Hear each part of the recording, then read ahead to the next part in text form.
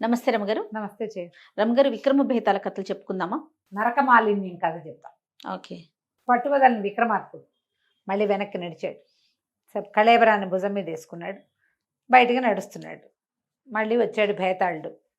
మార్గాయాసం తెలియకుండా ఒక కథ చెప్తానన్నాడు. ఏమట, పూర్వం ఎప్పుడో కలికాలంలోనే ఒకసారట ఒక దేవత స్వర్గలోకం నుంచి అట్లా ఆకాశ మార్గంలో ఒక దేవతా స్త్రీ వెళ్తుందట.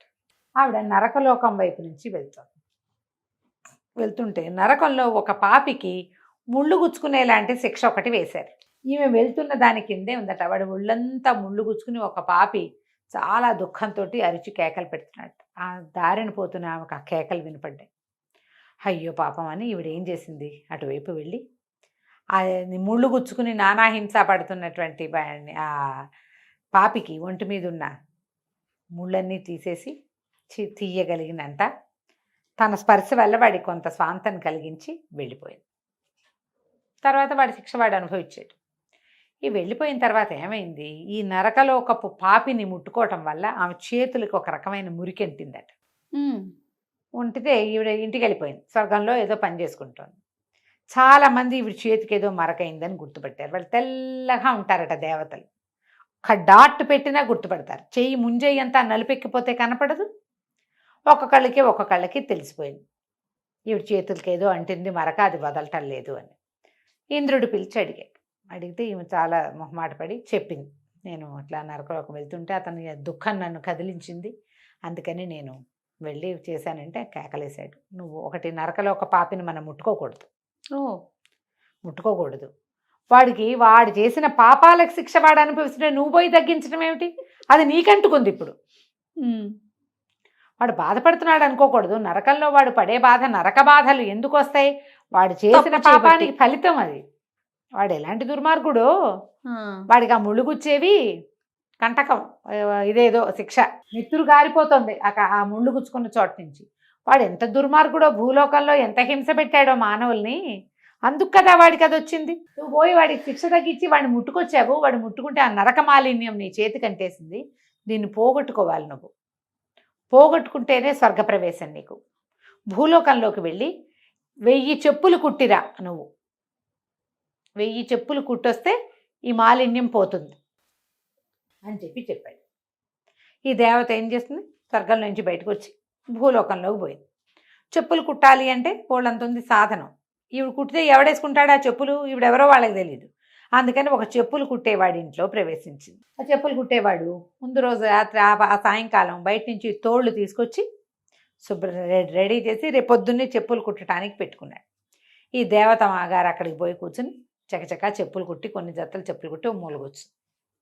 పొద్దునే చెప్పులు కుట్టేవాడు చూసుకున్నాడు.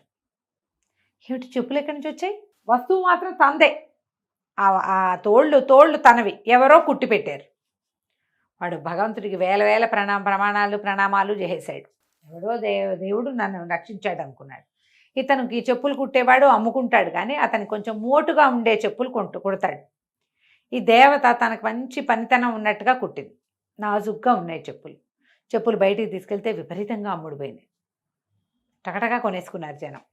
సరే ఏం చేశాడు, మళ్ళీ వస్తువు ఇంకా తోలు సామాన్లు అన్నీ తెచ్చి పెట్టాడు శుభ్రం చేసి. తెల్లారేసరికి ఇంకో కొన్ని జతలు తయారైనాయి. అవి అమ్ముడిపోయినాయి. రోజు తేవా అమ్మ. కొద్ది రోజులు గడిచేసరికి అలబడికి ఏం తెలిసిందంటే, ఎవరో దేవత తనని కరుణించి కుడుతోంది. తన ప్రత్యక్ష దేవత. అక్కడి నుంచి ఏం చేశాడు, ఒక 6 రోజులు గడిచాక ఓ దీపారాధన అగరబత్తులు పెట్టాడు. దేవత వాటిని స్వీకరించలా, మాట్లాడకుండా ఊరుకుంది. తన పంతం చేసుకునేది. పువ్వులు పెట్టాడు. సరే, ఒకనాడు పళ్ళు ఫలాలు పెట్టాడు. తీసుకోలేదు. వాడికి బాధగా ఉంది. ఏం స్వీకరించదు. పోని దీపం ధూపం అంటే దాని దారిన పోతాయి. పళ్ళు ఫలాలు పెడితే ఆవిడ తీసుకోవాలి కదా, తీసుకోలేదు. అక్కడి నుంచి ఏం చేశాడు, బాగా సంపాదన వచ్చింది. ఒక పళ్ళె నిండా డబ్బులు పోసి పెట్టాడు. దేవతను గౌరవిస్తున్నాడు వాడు. ఆమె వల్ల తన జీవితం ఇంత బాగుపడింది. రోజు వచ్చేస్తే 1000 చెప్పులు కుట్టాలంటే రోజుకి 15, 20, 25 కుడుతుంది. ఎన్ని రోజులు పడుతుంది. అవును, ఆవిడ కుడుతోంది, వీడు అమ్ముకుంటున్నాడు. ఎంతో సంతోషంగా ఉంది వాడికి. కానీ ఏవి సమర్పించినా తీసుకోవటంలా, తినుబండారాలు అవి ఇవి సమర్పించి చూసి చివరికి డబ్బులు పెట్టాడు. వీడి మూఢభక్తికి ఆవిడ నవ్వుకుంది. క్రమంగా వాడి భక్తి ఎక్కువైపోయింది. ఏదో ఒకటి పెట్టి ఏవి తీసుకోవట్లేదని ఏడుస్తున్నాడు. ప్రతిరోజు ఏమైనా పెడుతుంటే ఎవరు తీసుకుంటారు? తను తీసుకోదు, తీసుకునే ఉద్దేశంలో లేదు. చివరికి డబ్బులు కూడా పెట్టేసరికల్లా ఆవిడకి ఏం చేయాలో తెలియలే. తీరా ఇంతకీ తను ఇంకా కొన్ని జతలు 100 కుడితే 100, 150 కుడితే తనకి ఇక్కడ విముక్తి వచ్చేస్తుంది. ఆవిడ ఏం చేసింది, చటుక్కుని వెళ్ళిపోయింది అక్కడి నుంచి. వెళ్ళిపోయి ఇంకోళ్ళు ఎవరో ధనవంతుడు చెప్పుల దుకాణం ఒకటి ఉంది, అక్కడ ఎవరు కుట్టారు ఎవరు చేశారు చూడరా 10 మంది పనివాళ్ళు ఉన్నారు. ఈ దేవత కూడా పోయి ఆ గుంపులో కూర్చుని తను కూడా కుట్టేసి ఎవరు కుట్టారో తెలియదు. ఇప్పుడు ఒక్కడిదే కొట్టు, ఒక్కడే మనిషి అంటే వాడు తోలు తెచ్చుకుని వాడే కుట్టుకుంటాడు. ఒక్క కొత్త వస్తువు వచ్చిందంటే అది తనది కాదని తెలిసిపోతుంది. ఇంత 15 మంది కార్మికులున్న గుంపులో ఎవరు చేశారో ఎవరికి లెక్క లేదు, ఎవరి పాదాలకో చేరతాయి. అవి కుట్టేసేసి 1000 చెప్పులు అవ్వగానే ఆమెకు దివ్యత్వం వచ్చేసింది. చేతి మీద మరక కూడా పోయింది, తెల్లబడిపోయినాయి చేతులు, వెళ్ళిపోయింది తన దారిని తను. ఈ చెప్పుడు కుట్టేవాడు ఉన్నాడు కదా, వీడు పళ్ళు గిళ్ళు అన్నీ అయినాయా. ఎప్పుడైతే ఈ డబ్బులు పెట్టాడో ఆ మర్నాడు దేవత వెళ్ళిపోయింది. ఇక వీడి తోలు చెప్పులుగా మారడం మానేసినాయి. అంతకుముందు మారిపోయేవి తెల్లారేసరికల్లా. చూశాడు బెంగ పెట్టుకుని దేవత తనని వదిలేసిందని జబ్బు చేసి మంచం బట్టి చచ్చిపోయాడు.